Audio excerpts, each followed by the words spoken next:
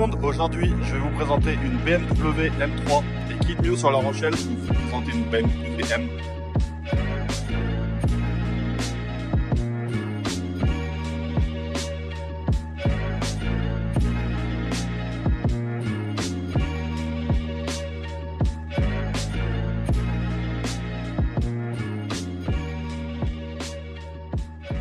Bon, bonjour tout le monde, bienvenue sur la chaîne YouTube Côté Sien. Je suis avec quelqu'un que beaucoup connaissent. Billy est avec moi pour vous présenter aujourd'hui une BMW M3 E36. C'est plus lui qui va parler, parce que vous savez que c'est le spécialiste BMW de La Rochelle quand même, n'est-ce pas? Il n'osera pas le dire. Ouais, effectivement, on fait beaucoup de BMW via mon entreprise Motorsport Héritage, spécialisée dans BMW et spécifiquement les M, comme cette magnifique M3 3,2 litres d'un de nos clients. Donc ouais, BMW M3 3,2 litres, ça développe combien de chevaux ça? 321 d'origine, donc 6 cylindres, 3,2 litres, double Vanos, qui est une innovation à l'époque, boîte 6, celle-ci est un modèle SMG, donc les premières BM à avoir la boîte séquentielle, un peu molle de nos jours, mais à l'époque c'était quand même une sacrée révolution. Ben oui, comme toujours, hein, les révolutions d'avant, quand on les a maintenant, c'est plus toujours au goût du jour, mais ça marche bien quand même. Ah, ça marche bien, hein, ça prend 7600 tours d'origine, en mode compétition, ils prennent presque 10 000 tours, c'est 3,2 litres. C'est quand même une sacrée innovation. Elle était élue meilleur moteur de l'année, alors je sais plus en quelle année, hein. Mais en tout cas, je sais qu'il a été élu meilleur moteur de l'année. Là, celle-là, elle est full origine. Celle-ci est full origine. Il y a rien, il n'y a même pas un petit détail. Alors, c'est une très belle livrée avec le toit ouvrant, les sièges Cobra, enfin, qui étaient d'origine d'ailleurs dans la M3. Elle a pas mal d'options qu'on peut retrouver. Genre le téléphone 8 watts, qui était une option d'époque. Tu peux décrocher si tu veux. C'est vrai. Ah ouais, tu peux. Attention ça. Avec le fil. Oui, bonjour. Ce sera 2 Big Mac et... Ah, c'était l'option d'époque qui tue. Alors, effectivement, maintenant, ça fait rire, hein, avec nos téléphones. Je fous. Mais c'est sûr que c'était quand même... Pour l'époque, c'était une voiture de bon chef d'entreprise, en tout cas. Tout le monde ne pouvait pas rouler en M3 3 litres de...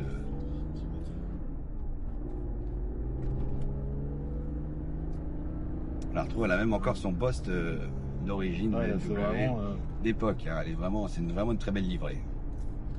Et, on a dit, je sais plus quelle année on a dit. Celle-ci, je saurais plus te dire, parce que j'en ai plusieurs en entretien. Okay. Ça doit être une, je dirais 98, je crois. 97, 98, ça doit être les dernières 3,2 litres, il me semble. Et là, 118 000 km. 118 000 km d'origine, ce qui est aussi assez rare de nos jours. C'est vrai qu'on n'a plus l'occasion de trouver des modèles si peu kilométrés, hein. Elles ont toutes pas mal roulé. Voilà, on peut voir la boîte, tu vois, les sent dans la boîte que ça arrête. Et là, ça change tout seul, tu peux pas le faire toi-même? Là, elle est en mode automatique. Ouais. Après, si on bascule vers la gauche, okay, ouais. On passe sur un mode séquentiel où on pousse, on rétrograde, on tire, on passe un rapport. Pas de palette au volant, bien sûr. Ouais. À l'époque, c'était pas encore dans les tuyaux, je pense. La coupure moteur qui est un peu bizarre au moment du passage des rapports, parce que c'est une boîte robotisée, hein. Donc ouais. C'est une boîte mécanique. C'est la boîte 6 des M3 normale qui a été robotisée. Donc okay. Ils ont supprimé le verrouillage du point mort, si tu veux. Le levier, il revient plus au milieu, il est fou. Et c'est un robot qui pilote le levier, qui tire et qui sélectionne le rapport et qui embraye en même temps. Ok. Donc c'était une innovation quand même de taille pour l'époque, hein. C'était sacrément bien pensé, hein. Bon, après ça a évolué sur les SMG2, SMG7 et puis ensuite on est passé des KG, double embrayage. Et maintenant c'est de la 8 HP, c'est de l'automatique partout, il n'y a même plus d'embrayage. Ah ouais. Ouais, la nouvelle M3 c'est 8 HP. Comme sur toutes les voitures d'ailleurs. Enfin, je pense que la 8 HP elle est montée chez tous les constructeurs, enfin beaucoup de constructeurs, en tout cas énormément de véhicules sportifs. D'accord. C'est costaud, ça encaisse du couple. C'est ce qui est pas mal. Hein. Là, on est sur une ZF classique à 6 rapports. Et ce qui était pour l'époque une bonne innovation. Elle a même une stratégie de départ. Alors, honnêtement, je me rappelle plus. Je la faisais fonctionner dans les années 90, enfin 2000. Là, je la faisais fonctionner, la stratégie de départ. Faudrait qu'on regarde. Je me rappelle plus comment ça fonctionne. Je pense que c'est il fallait garder le levier, le frein et garder le levier tiré, il me semble, en position DKG. Ouais, en position SMG, il fallait garder le levier, ouais, on accélérait et ouais, à se melter en procédure de départ.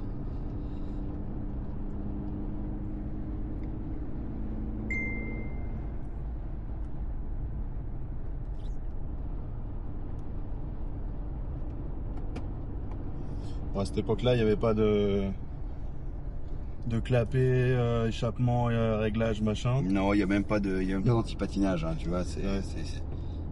Là, on roule comme un homme. Bon, elle a l'ABS, c'est déjà pas mal, mais elle a plus de. Et là, le petit bouton SMG, là, c'est quoi? C'est pour le mode neige. D'accord. Le mode glace, c'est pour la boîte, elle est plus douce si tu veux. Elle démarre en deuxième au lieu de démarrer en première. Elle est un peu plus douce pour éviter que ça. Ouais, pour éviter que ça patine trop sur la glace. Okay. Chez nous, ça sert pas trop. Non, chez nous, peut-être sur la plage, sur le sable, mais je suis pas sûr qu'ils s'en servent souvent. Mais on était obligé forcément d'avoir ce côté, si tu veux, adhérence, de façon à pouvoir vendre le véhicule un peu dans tous les pays. Hein. Il n'est pas vendu qu'en France, forcément. Donc à l'export, je pense qu'en Suède et en Norvège, ils s'en servent plus souvent que nous. C'est sûr. On va pouvoir la faire cravacher un peu. Allez, ouais. C'est pas la bonne semaine, là. Semaine bleue. Ouais. Hier, j'ai fait un essai de Ford Mustang. Ouais. Pareil, on a essayé de passer entre les contrôles parce que c'était partout. Ouais, il y a pas mal de contrôles hein, cette semaine. On va faire demi-tour et puis on va prendre dans l'autre sens. Comme ça, c'est que c'est tranquille là. Ouais. Puis à cette heure-ci, on n'a personne. Heureusement qu'on est sur une voie privée. N'est-ce pas? En Allemagne. Allez hop. Je me rappelle plus ce que c'est la stratégie de départ, je crois que c'est ça. Tu freines. Non, c'est pas ça. C'est vers l'avant. Oh la vache. Ah ouais. Allez, je me rappelle. La boîte en montagne pas rapide. Ça fait bien au moins 10 ans que j'avais pas utilisé, ou 15 ans que j'avais pas utilisé la stratégie de départ sur une SMG. Ah, ça te colle au siège.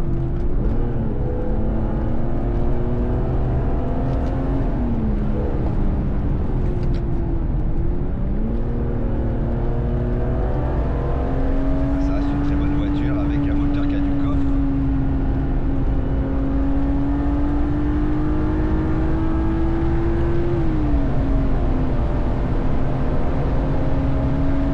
C'est un voyage qui commence à être un petit peu fatigué. Voilà, on sait le dire aux clients. 18 000 c'est honorable. Un voyage d'origine, toute sportive. Ça, c'est une très bonne voiture avec forcément toujours ce freinage chez BM, on le sait, qui est sur les M, qui n'a jamais été vraiment suffisant. Point faible. Ouais, c'est le point faible. Alors, il est sur la route, ça va à peu près, mais alors si tu as le meilleur de faire de la piste avec, tu peux voir la souplesse du moteur. C'est vraiment formidable. C'est vraiment un des meilleurs moteurs. La mélodie est merveilleuse. C'est une symphonie.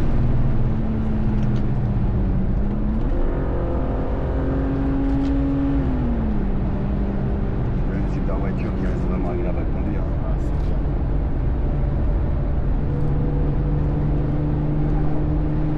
Ah, puis tu vois, tout à l'heure, on roulait tranquille, ça faisait pas trop de bruit, là, quand tu tapes dedans. Voilà, Ouais, on a réveillé la bête. Bon, ce qui est un peu dommage en utilisation sportive, c'est la boîte qui est pas très rapide. Ouais. Mais en utilisation de tous les jours, comme mon client, pour lui c'est très bien. Il peut aller en centre-ville, il a une main automatique, elle passe bien, il va accélérer un petit peu, tu vois, il veut s'en servir un petit peu sur piste. Bon, elle est pas très rapide, mais ça va quand même. Après, si tu cherches vraiment la perf ultime, c'est mieux une boîte méca. Mais celle-ci, elle était vraiment homogène, elle pouvait servir en tout cas à tout le monde. On peut aller faire ses courses avec, on peut aller le week-end faire un petit peu de piste. Ouais, c'est la voiture multi-usage. Ouais, elle est homogène. Bah, comme souvent les M, hein, de toute façon. Ouais. Enfin, moi, avec la M5, je faisais tout. Hein. Je m'en servais tous les jours, j'allais sur le circuit. C'est vraiment des caisses qui sont faites pour monsieur tout le monde, à vocation sportive. Et quand on voit les nouvelles M, bah, c'est encore plus marqué parce que tu as plusieurs positions. Avec tu as la touche Sport Plus. Ouais. Donc tu peux rouler en confort. Tu as une voiture familiale, tu la mets en Sport Plus. Tu as une voiture de course. Je veux dire, tu as essayé, tu prends une M4 CS. Peut-être une voiture de course, on n'en est pas loin, on est vraiment pas loin. Et à contrario, tu la remets tout en confort et tu peux aller faire tes courses, tu peux aller partir en voyage avec. Ouais, puis en plus BM au niveau conso, c'est pas, enfin c'est. Non, la conso est hyper raisonnable. Bien, quoi. Même tu vois cette 3 litres 2, bon, ça consomme bien plus que les véhicules de maintenant. C'est pas les mêmes technologies, mais pour l'époque c'était. Ça consommait pas l'injection. C'était je crois dans les premiers moteurs à recevoir l'injection séquentielle phasée. En fait, ça choisissait le cylindre où il fallait injecter. Donc on arrivait vachement à réduire les niveaux de consommation, si tu veux. C'est ce qui a fait un petit peu sa réputation. Et puis les ingénieurs M ont réussi à développer un moteur quand même extraordinaire. C'est un moteur extraordinaire, le S50 B32. De toute façon, c'est les spécialistes du moteur, hein, donc. Ouais, c'est vraiment des pointures. Et tu sais que ce moteur, en le passant en turbo, on dépasse aisément les 1000 chevaux. On a des voitures de course qui tournent avec des 50 B32 en turbo à plus de 1000 chevaux. C'est quand même incroyable hein, que le moteur il arrive à supporter ce surplus de puissance. Tu sais déjà que la conception du moteur n'a pas été faite à la légère. On parle pas de 1 litre de PureTech là. Tu m'étonnes. Bon, chez BM, on en a d'autres qui sont pas mal non plus. Hein. On en a des pas mal aussi. Il y en a moins quand même. Il y en a moins. Mais t'as le N47 qui est pas terrible, tu vois. Mais bon, une fois la chaîne de 10 faite et les 2-3 petits problèmes, après ça reste un moteur quand même relativement fiable. Une fois qu'on a fait ce qu'il fallait. T'as le N14, je crois, c'est dans les Mini et puis dans certaines BM qui l'ont aussi. C'est le moteur PureTech de chez Renault là. Enfin non, c'est pas le PureTech, c'est je sais plus, le moteur chez Peugeot là qui bouffe de l'huile. Chez Peugeot, bah si c'est PureTech. Si c'est ça, PureTech. Je croyais que c'était chez Renault. Honnêtement, je connais, mis à part BM, les autres constructeurs, j'ai un petit peu de mal.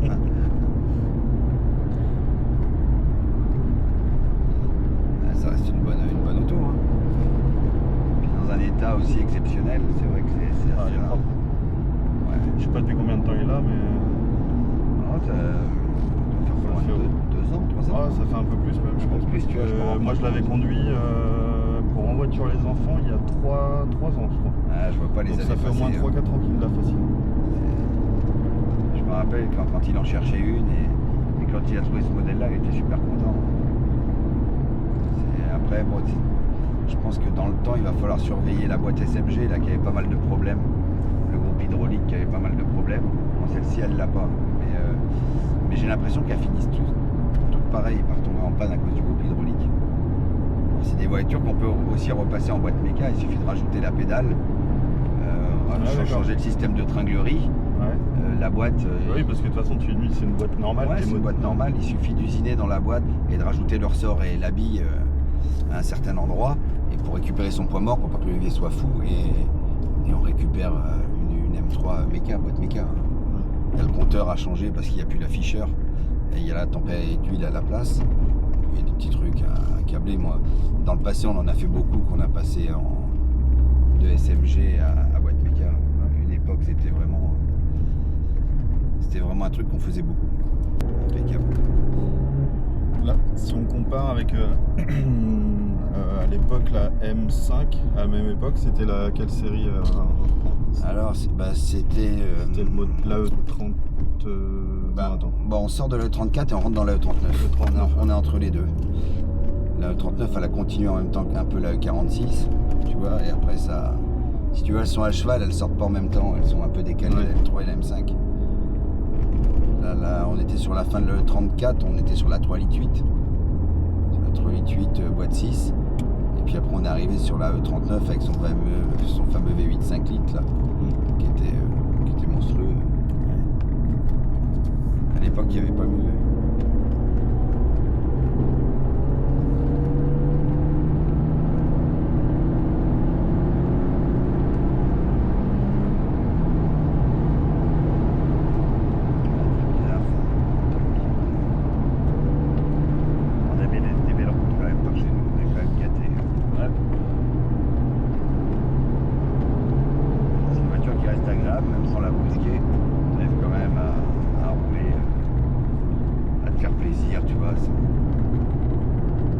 Dépasser les limitations de vitesse en respectant le code de la route. Bien sûr, toujours. De toute façon, en Allemagne, ça va, on peut faire ce qu'on veut. Pas vraiment, en fait, c'est des portions d'autoroute délimitées. Mais ailleurs, je peux te dire qu'ils sont pas fins. Faut pas trop rigoler avec eux. C'est ça, ils te laissent faire ce que tu veux là, mais par contre, dès que tu dépasses, tire.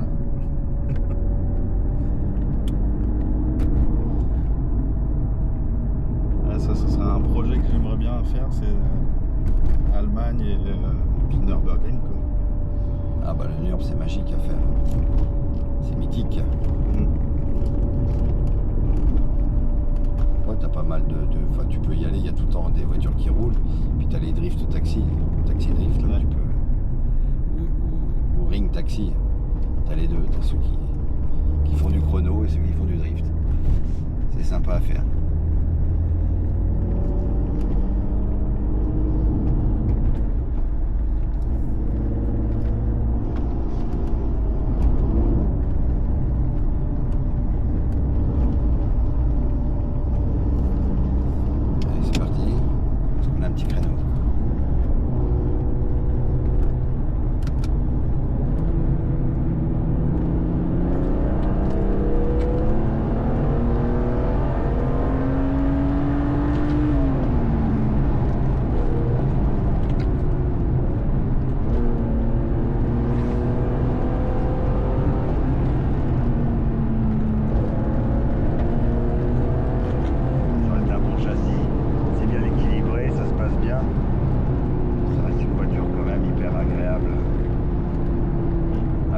À déplacer, à chaque montée en régime, c'est vraiment un plaisir de l'entendre rugir.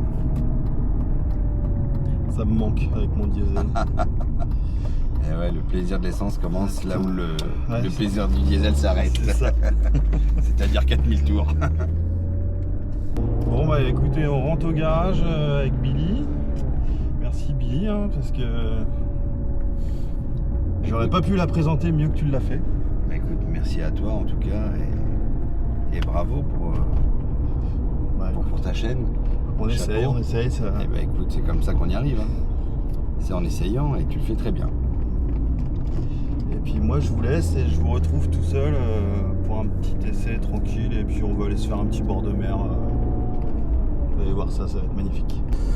Et me revoilà donc tout seul au volant de cette BMW M3. Je vais pas la représenter, hein. Billy l'a fait certainement mieux que moi, mais moi je vais me faire un petit cruise tranquille. Ou pas tranquille d'ailleurs. C'est vrai qu'il y a un petit à-coup à chaque fois, mais c'est vrai que là j'ai mis en automatique, donc c'est peut-être un peu normal aussi.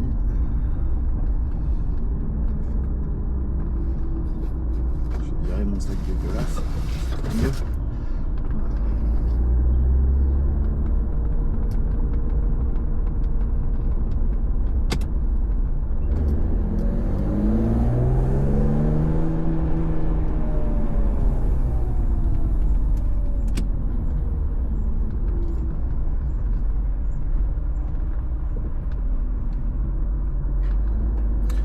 En tout cas, bah, voilà, moi vous savez, je suis un peu piqué BM, donc dès qu'on met une M dans les mains, je suis content. Elle a beau avoir quelques défauts de vieillesse, ça n'en reste pas moins une M3E36. J'ai envie de dire que c'est peut-être pas mythique, mais presque. Et ça chante, en tout cas, moi j'adore quand ça chante. Petite ASMR de M3.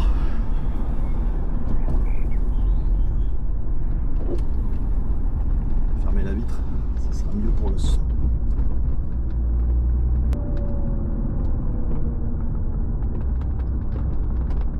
Faire un launch control parce que je maîtrise pas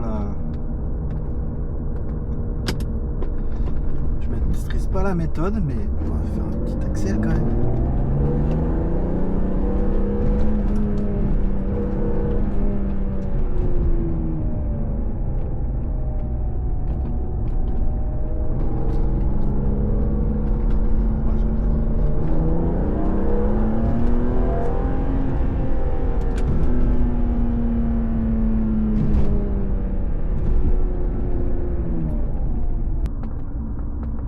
Bon, je vais pas en faire plus pour aujourd'hui parce qu'hélas c'est pas la mienne,